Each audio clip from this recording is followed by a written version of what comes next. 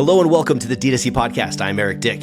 Today, we're in an absolute bulking phase with Dan McCormick, founder of Create, a creatine gummy brand that Dan's built in public over the past year, driving it to $4 million in sales in his first year of operation. This podcast breaks down the market strategy, the form factor, and the growth marketing plan that's allowed him to scale so quickly, almost like he's on some kind of supplementation. Stay tuned for Dan's warm takes on the CPC December debacle, as well as what he thinks Twitter's biggest problem is. Hint, it's not Disney, it's that their algorithm sucks. Along with tons of great insights, this podcast demystifies one of the most popular and widely taken supplements in the world, creatine. And much like this podcast, it supplies energy to your muscles and may also promote brain health. In fact, I'm taking it myself, can't you tell? You ready to get pumped up? On with the show. Where the major LTV wins often are made are within like the first 30 days of a customer. When you just start from a much higher AOV on the first order, it makes everything much, much easier. It's like, how can you start out with an LTV advantage on day one by having a high first order AOV? There's going to be a certain percentage of customers that always buy the largest quantity, lowest cost per unit offering. We'll sell you a bag of creatine each month on subscription, but we'll also sell you a 3-month supply all at once. And hell, at some point, I'm sure we'll roll out 12 bags of creatine all at once for a major discount and try to get that AOV on that first order as high as possible. That extreme behavior will pull up the averages.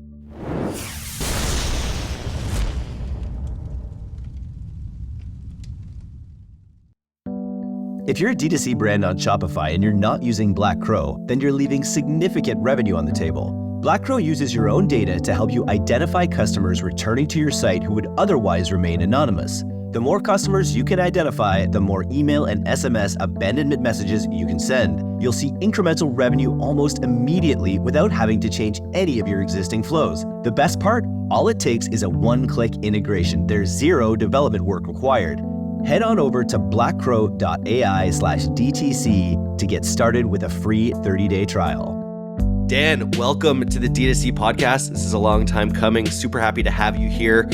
Tell us a little bit about your background that brought you to build Create. Yeah, thanks for having me, Eric. So I've been in e-commerce now for the majority of my career. Graduated college back in 2017. Lucky enough to get my first job essentially at a company called Away, which popularized the Rolly suitcase, at one point a battery-powered suitcase that was killed by the FAA recently. But basically entered that company as the lowest man on the totem pole. I don't know if you've seen an Away suitcase, but back in the day you could get them monogrammed, and my first job was essentially managing the operations of our monogramming studio. Had the opportunity to work there for a bunch of years, learn the ropes of D2C. This was 2017, a kind of amazing time to enter the industry. At the time, the companies were raising a lot of money, attracting a lot of top talent. And so it was a really great place to learn kind of retailing and D2C more specifically. After that, I had the opportunity to join a company called Parade, women's basics, women's underwear company, as the head of finance, kind of first business person there. That company grew from, call it sub, 1 million when I joined, all the way up to around 30 million top line about 18 months later when I left. And again, just kind of had the opportunity to learn a ton for basically like a 25-year-old de facto CFO, and learn the ins and outs of the business. Was not the founder of that company, but in many ways operated the business side of things during my tenure. And then after a couple of years, I decided, kind of looking at the value chain in D2C and like how to make an impact, how to build wealth within D2C. It turns out you kind of have to start one of these brands. And had always kind of had the entrepreneurial spirit and knowledge that I want to go out and start something. Just didn't really have exactly what that idea was when I left Parade. Had the opportunity to go work with my brother, Packy McCormick, who runs a media and venture business, supporting him, writing, selling ads, building out the business side of what he's doing, supporting portfolio companies. And the understanding there was, hey, Dan, help me kind of formalize what I'm doing here. And when the time is right, you can go off and start your own thing. And I think that time just came a lot sooner than either of us expected. So about a month into starting to work with him, came up with the idea for Create, And the idea for Create was, let's start the first modern creatine brand. Creatine's a supplement that's been around for over 30 years. It's the most studied fitness supplement on the market. People that take their health and wellness the most seriously basically consider it a table stakes supplement. But like 99% of the population basically thought it was a dangerous steroid only meant for a very small percentage of the population. And so taking all of those learnings from the career in D2C, the narrative building with Packy, I was like, oh, this is a great opportunity to apply the playbook that I learned, apply kind of the online marketing skills that I learned from working with Pack, and popularize and modernize a supplement that I thought was widely underpenetrated. And not only was it a good business opportunity, but a pretty core belief here is that I think everyone would be better off, and the country would be much better off if we were taking our health and wellness more seriously, if we were engaging in strength building activities more consistently. And the thing about creatine is if you take it consistently with strength and conditioning and resistance training, you're going to get somewhere between, call it 5 to 15% stronger. And so that's a great first order effect. But think of all the second and third order effects if you're able to onboard, millions, tens of millions of people to a supplement that gets them 5 to 15% stronger. So that's my kind of long-winded background. That's awesome. I'm doing it right now. I'm on creatine. My second BioSteel of the day has creatine mixed into it, but the form factor isn't the best. It's sort of, it makes it have a bit of a syrupy taste a little bit. So you've also updated that with your product, having it be a gummy, which is something I don't see as much of. And you're able to get the full, what is it like? I forget what the recommended dose is, but you're able to get the full recommended dose in 1 or 2 gummies only? Yeah, so the recommended dosage is 3 to 5 grams. Honestly, that's just the recommended dosage because that's what most of the research on creatine is on, is 3 to 5 grams. I think, unlike other compounds, the dosing is actually not super precise. Call it, 3 probably minimum, but all the way up to 10 grams a day, and you're going to see benefits. So the form factor is important for a couple of reasons, and we got a ton of flack from people that have taken creatine forever on this. It's like, oh, this is just a marked up creatine product. What's the value of a gummy? Why am I paying more? And the reason people are paying more is essentially convenience, and convenience leads to compliance, and compliance leads to better results, right? So I always say when people are like, why not just take a powder? Well, if you're able to consistently take a powder 5 to 7 times a week, and it's something you enjoy doing, more power to you, right? Like that's awesome. It's cheaper. Potentially it's already part of your routine. Like, stick with it. But for the vast majority of people, one, they're not consistently doing most things in their lives 5 to 7 times a week. 2, for creatine to work, to actually see the benefits, it's not an acute compound in the sense that you take it, you start to feel your skin itch when you go to the gym. It's not like a stimulant. It's the benefits are cumulative over time. So you really need to be taking it 5 to 7 days a week. And the benefit of the gummy is it's actually something that people look forward to taking, and because they look forward to taking it, because it's a little treat each morning or each evening, they actually do it. And so it tastes better, right? It's not that creatine powder tastes terrible, but the gummy does taste better. And 2, it's just more convenient and easier to kind of build into your routine. Love it. And so you're very strategic about picking, an area that needed to be revitalizing, changing the form factor of it. It's something imminently shippable, probably a good margin product as well. Did a great job with the brand. Describe your go-to, like with all your experience in D2C, describe your go-to-market strategy when you initially launched it. Yeah, so I started this business I thought it was a good opportunity for 2 reasons. One, it's a compound that I've taken for a decade. As I discussed earlier, I think there are many both first and second and third order effects of getting more people onboarded onto creatine. I think it's a great mission. But secondarily, I think it's like if I were to kind of construct a perfect modern physical product brand today, this product kind of fits into it, right? So as you mentioned, it's structurally high margin.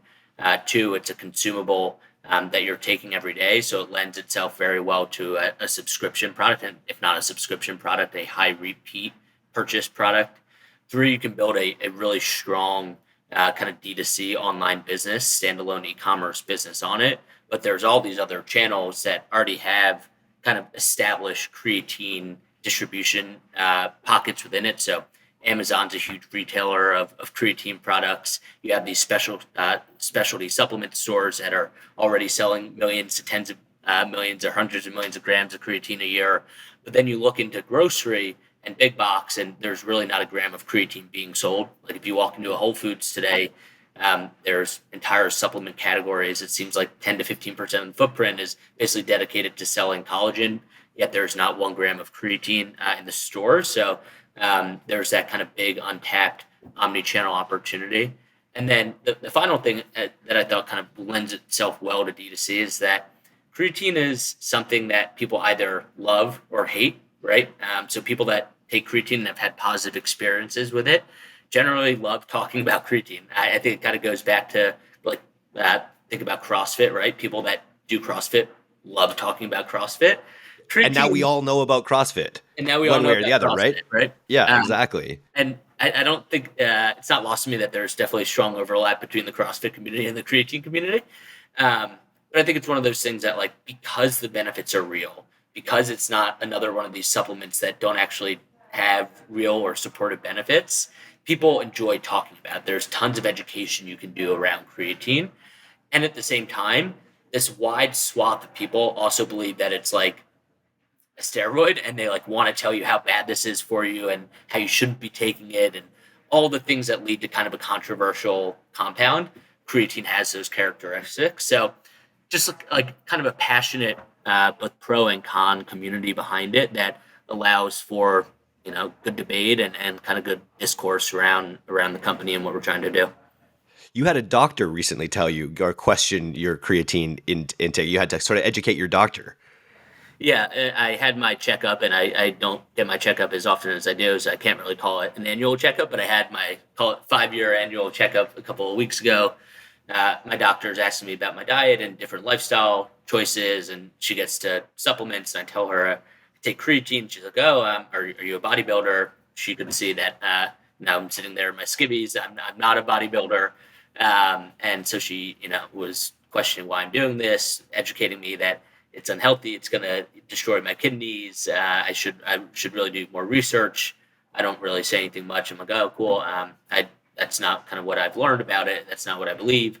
And then fast forward 5 minutes, she's going through the other lifestyle questions. So what do you do for a living? Oh, I actually sell creatine.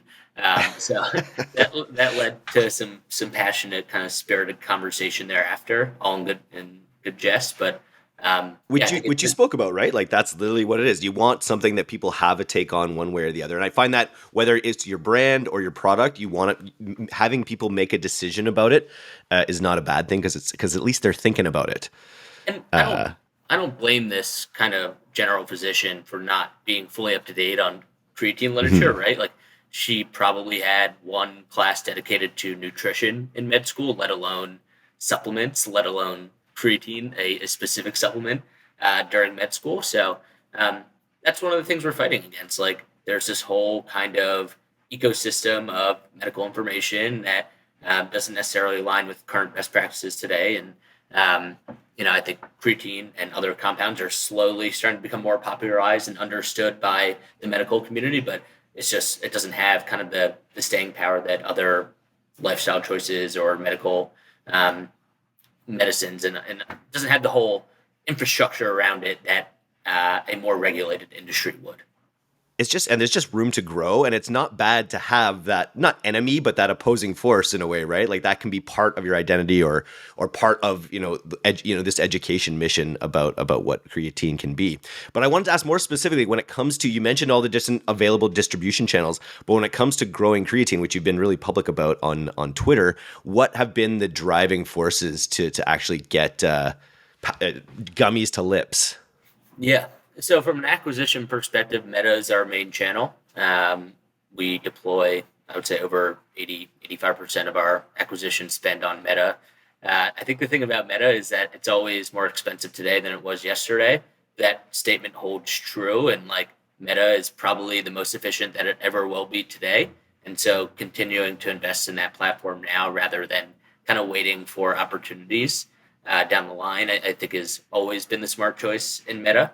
I think, going back to kind of Meta in general, it's like the greatest customer acquisition product tool that man has ever known. Like you look at Yep. Google, Google is not great at generating demand, right? It's great at kind of imposing a tax on demand you've created elsewhere. But Meta is one of the few scalable channels that's specifically available to small, medium-sized businesses like Create, where you can generate significant demand with relative ease and predictability.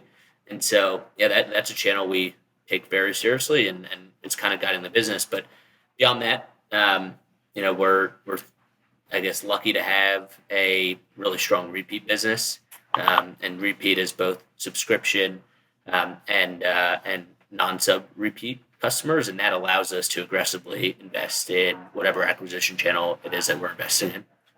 Specifically with Meta, what's the approach that's working best? Is it? I've heard some people say UGC is dead, which I know not to be the case. But I'm curious, what forms of creative, how are you utilizing Meta to its fullest extent? Yeah, we do a lot of UGC. We do a lot of directed UGC. What played well during Black Friday, Cyber Monday was just like, and I saw this across a bunch of different brands that I follow, just very simple statics, cleanly stating the deal. And I think it just goes back to like knowing what your customer wants when. And during Black Friday, Cyber Monday, people aren't looking for education. People are looking for deals. Other times of the year, they may be looking less for deals and may be looking more to get kind of onboarded into a new daily routine. And so putting out ads and content like that may be more beneficial. I think it's like the breadth of creative, I think, is kind of where you find your winners. I don't necessarily have a strong perspective as to exactly what that creative looks like. What about on metrics? What's your perspective on CPC? Were you following a little bit this weekend? Yeah. The absolute DTC Twitter blow up about, and I think it's funny. I've looked at your Twitter feed and you've got some interesting ideological takes on other things, and I feel like you just tweeted a little bit about how people kind of mess up by polarizing on issues and kind of misunderstanding the core in some cases. You reposted something by your brother Packy. And I feel like that's what happened this weekend with the CPC debate, is like both parties were saying reasonable things, but they were kind of calling each other clowns in ways that sort of like made the other the enemy. What's your take on CPC as whether or not it's a valuable metric? Yeah, I don't have a take. I'm not a sophisticated media buyer, and I think the more sophisticated that I would probably have even less of a take on it. I think it all comes back to, especially on Twitter with this stuff and the discourse around it, everyone has incentives, right? A lot of those guys have agencies that those agencies rely on kind of measuring by CPC, and a lot of those guys have agencies that say, hey, just value us on our CPAs, right? I think like I kind of agree with Stuck on the sense that like if your CPCs are looking pretty good, that's probably generally indicative if everything else is in line with like, as long as you're not running cheap traffic campaigns, if you're running conversion optimized campaigns and your CPCs look pretty good and your CRO is in a good place, that's probably going to lend well to pretty good CPAs as well. And I also agree with who is it? Barry was the other side of it. Yeah. That, like, at the end of the day, I don't give a shit what my CPCs are as long as my CPAs are pretty good. And so, yeah, I see both sides, and I think everyone, I think by their own admission, are kind of doing it for the clicks. So yeah, just do it's just fun to have a scene, it's fun to get caught up in that stuff a little bit. You mentioned AOV and repeat purchase value. So what are the things that you've done that have been the best for encouraging, I guess, AOV and LTV? Yeah. So on the AOV front specifically, and I think you'll see this around, like a lot of brands talk about this, like where the major LTV wins often are made are within like the first 30 days of a customer, right? It's like, how can you get it when you just start from a much higher AOV on the first order? It makes everything much, much easier. And so those two questions are kind of one and the same for us. It's like, how can you start out with an LTV advantage on day one by having a high first order AOV? And for us, we just have kind of come to the conclusion that like there's going to be a certain percentage of customers that always buy the largest quantity, lowest cost per unit offering that the website has to offer, right? So for us, it's like our main thing is we'll sell you a bag of creatine each month on subscription, but we'll also sell you a 3-month supply all at once. And at some point, I'm sure we'll roll out, buy all 12 bags of creatine all at once for a major discount and try to get that AOV on that first order as high as possible, knowing that that's not going to be, the most frequent purchasing behavior, but there'll be a certain percentage of customers that make that decision, and that extreme behavior will pull up the averages. And so, that's kind of the major learning there is like, how can we get first order AOV up? It also is helpful because buying in large quantity, buying in bulk, generally scales pretty well for our type of product where shipping doesn't scale linearly with AOV. And it's totally non-perishable as well, as opposed to some other CPG type products that you actually have that negative effect of like, oh, I'm getting stuff that I can't use. And then, you don't really have that where you just store it in a cupboard. It's just part of your ritual. It's like a commitment to your fitness. We have like a, 18-month expiration on our product. So yes. Okay. But relative to selling you, I don't know, some kind of more perishable CPG good, yes, it's like a pretty long shelf life.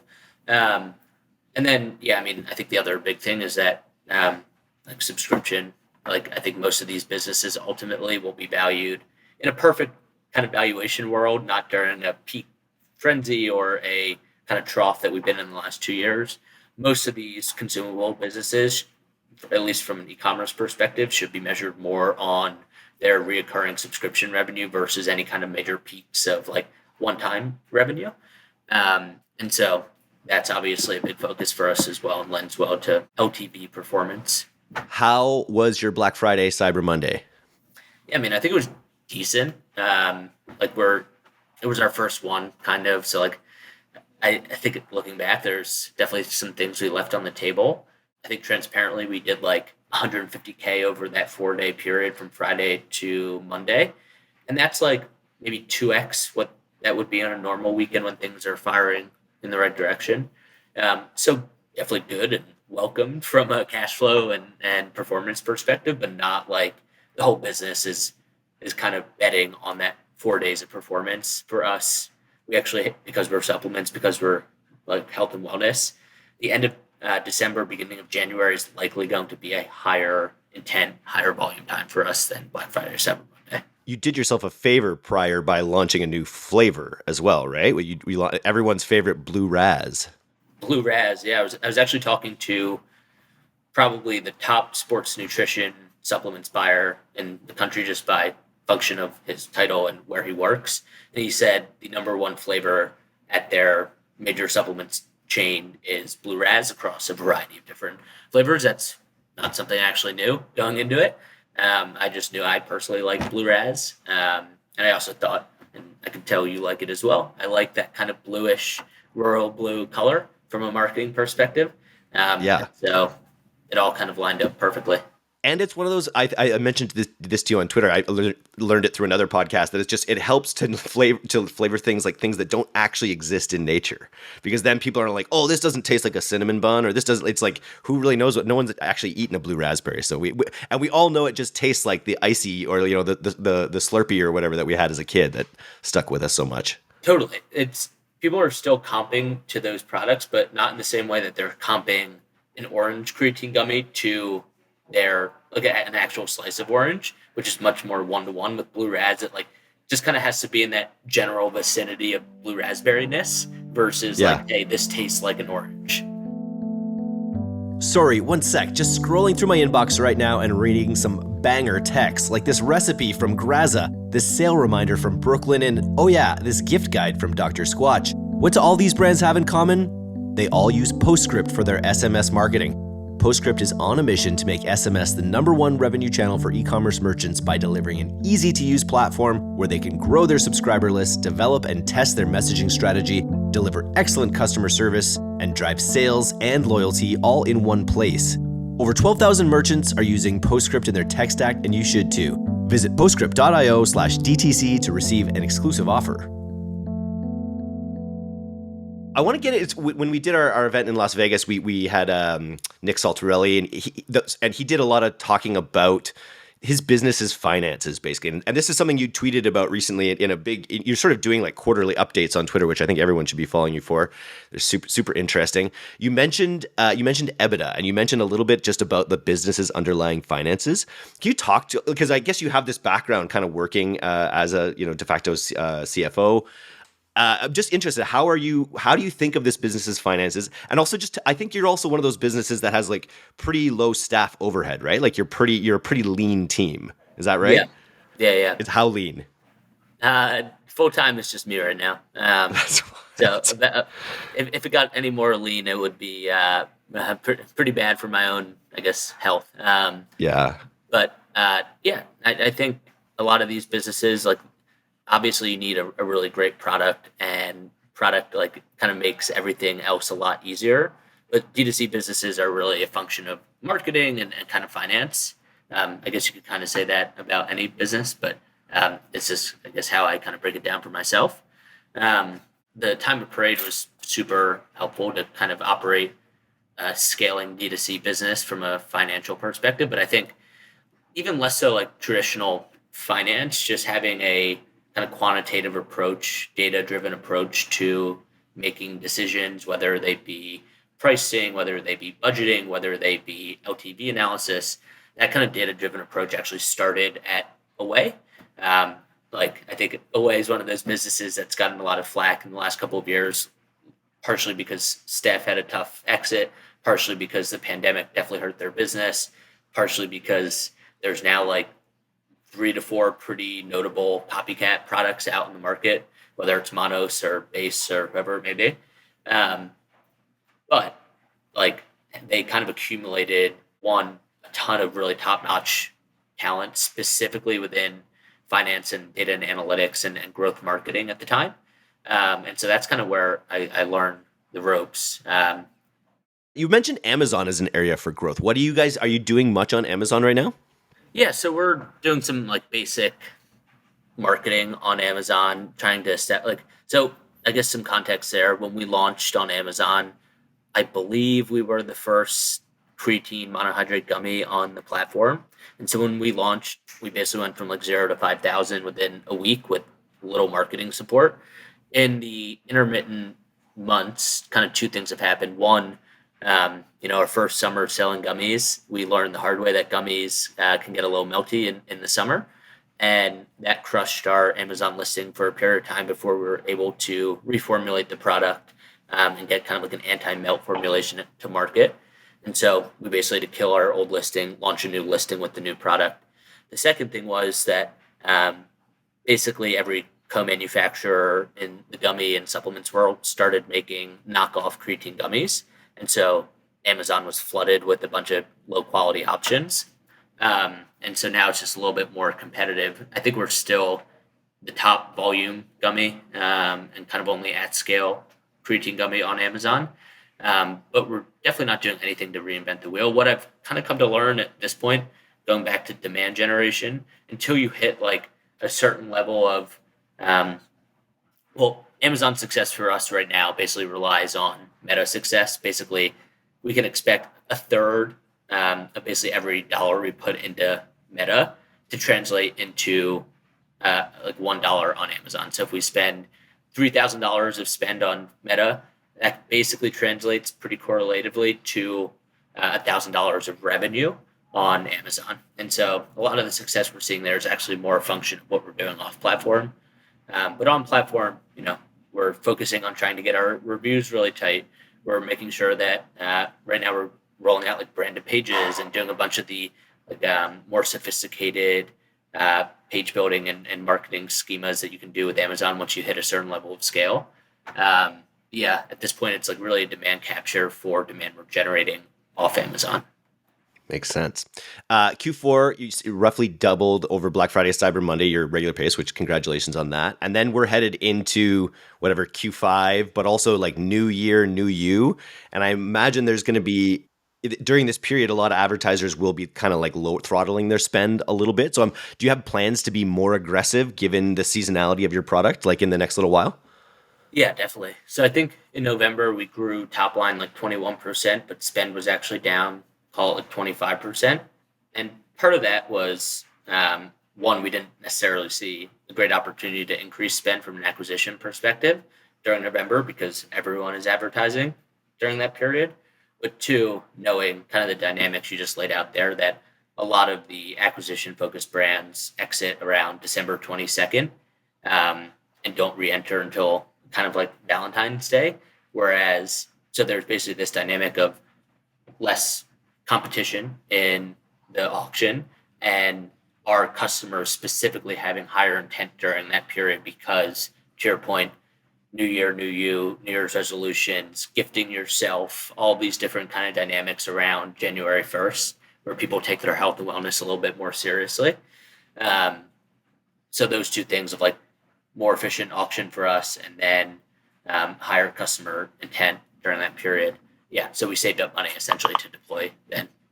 If we were going to give you a $50,000 grant, is that what you do? Would you just put it right into acquisition on Meta right now? Or is there anything else you'd do with an additional funds that you were given? 50,000? 50,000. I know it's not crazy, just 50. Yeah, I'd put that. I'd say, okay, for the course of December, let's raise our budgets by $1,200 a day. What if it was 100,000? Would you just is there a threshold in which you'd like use some of it for another kind of moonshot, or is right now Meta just such a strong engine that you just keep pumping into it? Yeah, I mean, I think some of the larger kind of business like step change type of things that I would do would take more than $100,000. So an example here, and just by the function of me saying this means we're probably not going to do it anytime soon, like a Tim Ferriss or an Andrew Huberman or a Joe Rogan campaign on their podcasts. I think that's kind of where a lot of these supplement brands see like, oh, they're growing really linearly and nicely, but then they've hit a certain level of scale where they can afford to make those types of bets. And those guys aren't doing like, yeah, we'll give you a one-time $5,000 remnant spot on our podcast. No, it's like we have, exclusivity with you for the next 2 years and you're going to pay us X amount of dollars every, like it's a big investment. And so I think at some point maybe we'll hit that scale. But yeah, but not for the chump change I'm offering. I get it. Have you seen the clips? It's just one clip I see going around from the show on Netflix called Fall of the House of Usher. And it's literally Bruce Greenwood, one of my favorite actors, and he's explaining what he would do. He's like, when life gives you lemons, and the other guy goes, make lemonade. And he goes, no. First of all, you start a multi-year campaign to make everyone think lemons are scarce. And then he describes like the high level like propaganda techniques he would use. And I'm just interested if there's a level at which like creatine, there's a bit of an information war about creatine that we've described. So it'll be interesting to think about ways that you can, or that companies like yours can find ways to put creatine into that broader ideological conversation. Yeah, I mean, totally. That's kind of how I view this a little bit. Like one, there's the more call performance marketing side of things like Meta, where you're kind of investing $1 and getting 1.25 back, hopefully on a good day. And then there's kind of the more brand marketing, or I think the term you might use is like propagandizing of creatine generally, or more specifically of Create as a brand. I think like largely when you look at something like greens, for example, like AG1 has done a really good job of helping establish the category, but like they needed a ton of help from people that were looking for a topic like greens to talk about on a daily basis, just from a content perspective. And so there's like, we didn't start the conversation around creatine. We are not the people that, saw creatine Google search trends go from like this for the last 10 years to this. Like that wasn't us. That was people like Huberman, Atia, Lane Norton, Rhonda Patrick, all kind of these major health and wellness influencers that for whatever reason in the last 18 months or so have decided to focus a lot of their content on creatine. We've been a beneficiary of that. And I think kind of as the business scales, we'll become less of a pure taker and beneficiary of that and hopefully contribute to part of that growth story. Very cool. What's part of your tech stack that you couldn't live without, especially as a one-man shop? Or I know you have contractors as well, but like what's a part of your tech stack that you couldn't live without? Yeah, I mean, I'm addicted to Triple Whale, and that's not to say I don't have a dog in that fight. Triple Whale versus North Beam versus whoever other analytics or dashboard players are. But that's what we use for whatever reason. And so I'm checking that 25 times a day, much to the chagrin of my partner. What else? I like Super Affiliate. They're a relatively new kind of affiliate and referral platform. Make it really easy to onboard affiliates, get them set up with custom landing pages, unique links and codes, and having them kind of customize the experience for the end customer. This tool Nostra that I don't know if you've heard of them. I don't know how I came across them. They're like a site speed software that actually isn't complete bullshit. I feel like every site speed agency or freelancer or software tool that I've come across in the past is like pretty much fugazi and doesn't actually they all throw that 1 millisecond of speed translates to like a 3% increase in conversion or whatever bullshit Amazon metric that is. They all throw that in your face and try to get you to pay them $10,000 a month or whatever to have them fix your site speed. Nostra actually works, and it's like probably the best investment you can make in your CRO, not only because it increases site speed, but also because it, from a SEO perspective, increases your Google performance, which then allows you to rank higher on Google. Not a paid partner of Nostra, but it's one of those like pleasant surprises where I went in kind of thinking this is a site speed sham, and it turned out to be a really kind of straightforward app that improved my business. Huge. Yeah. I like that. We've talked a lot about Twitter. I think everyone's got to go follow you on Twitter just because the way you're building in public, and also peppering in cool things from Not Boring and Packy, just cool ideological, intellectual things as well. But I recently came across your take on Twitter, and I think it was one of the best takes I've heard. I feel like it's the issue about Disney and a lot of these big brands, so-called woke brands or whatever, pulling budgets away from Twitter, and Elon making it this big free speech issue and making, having this huge, this tirade, on stage the other day. What's your take on Twitter as an ad platform?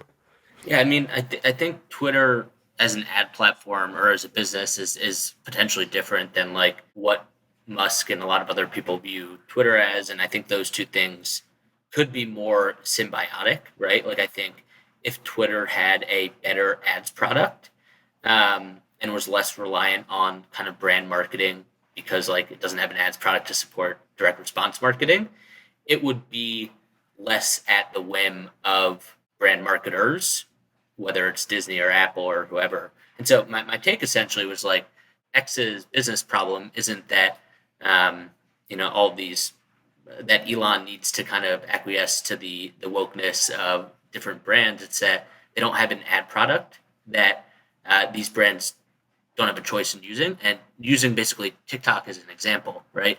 So TikTok, for all intents and purposes, is essentially operated by the CCP. I think it's fair to say that the CCP certainly has an influence on business and operation. And total visibility into, at the very least, right? There's no, yeah. Certainly.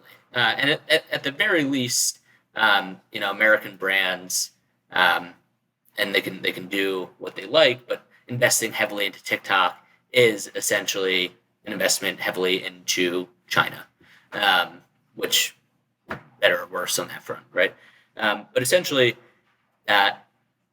Disney, Apple, all these large brand marketers or marketers in general still advertise on TikTok. And it's not because they are more ideologically aligned with TikTok than they are with Elon Musk and Twitter. It's that TikTok has a good ads product, whether it's from a conversion perspective or a reach perspective.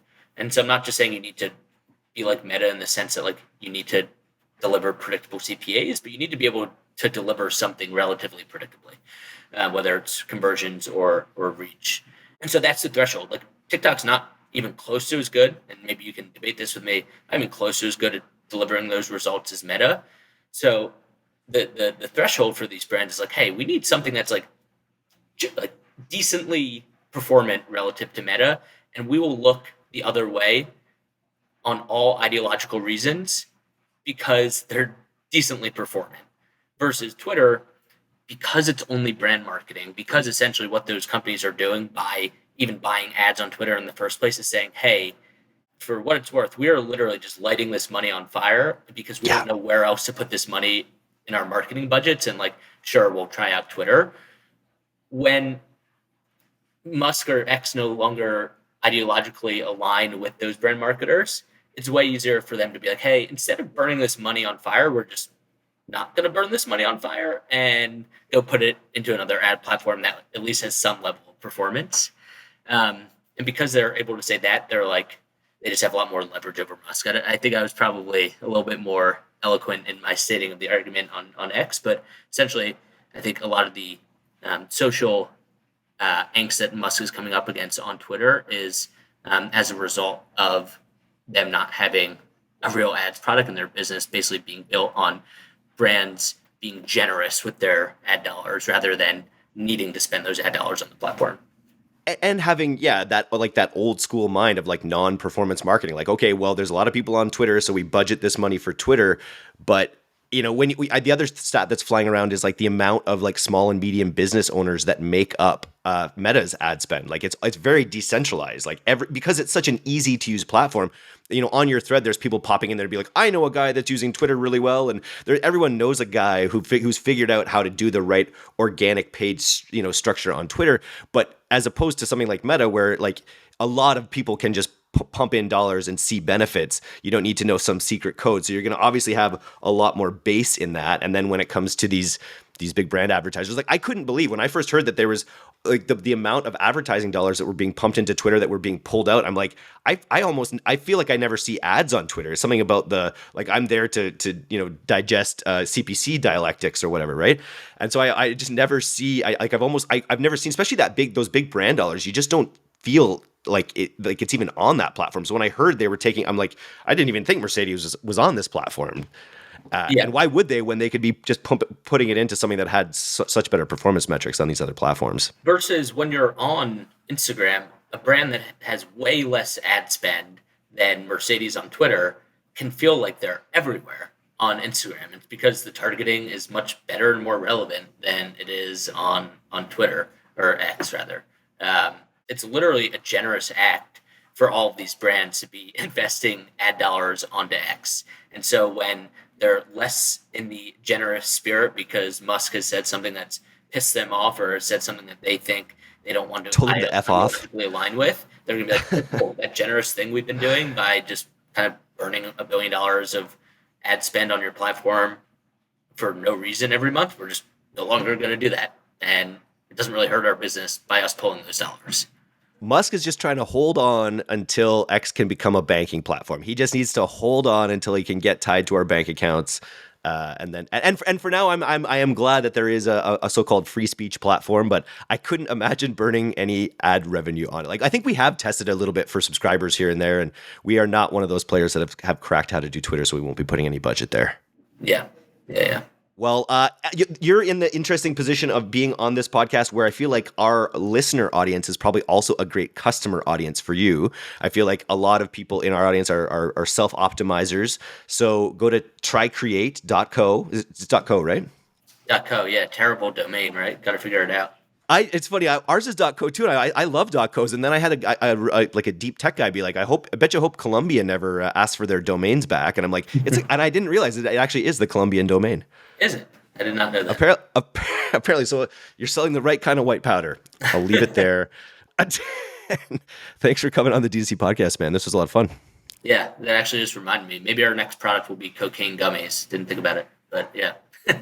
Actually, look, you open the door. What are some of the other products that you're thinking about? Because I think that's the other really great benefit of the product you've created and the area that you're in is there's a huge amount of other ways you can kind of build out laterally.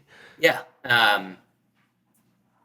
We'll be coming out with, I think the first thing is just a bunch of new flavors. We saw with the Blue Raspberry launch that flavor really expands the audience base a little bit and allows us to speak to new and existing customers in different ways. So I think that's the first thing. But I think really anything that you're taking on a daily basis that can be put into a gummy is within our purview. And so we'll leave that at what it is. But I think there's a big opportunity here to just make daily supplementation more convenient and a more enjoyable experience. Nice. And probably not cocaine anytime until you're not going to go back to the Coke route like the Coca-Cola in the 20s. No, I won't be the opposite of that. Yeah. Nice. Awesome, Dan. Thanks a lot, bud. Yeah, thank you.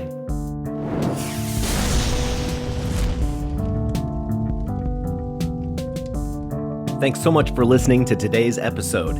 If you're not a subscriber to our newsletter, you can do that right now at directtoconsumer.co. I'm Eric Dyck, and this has been the D2C Podcast. We'll see you next time.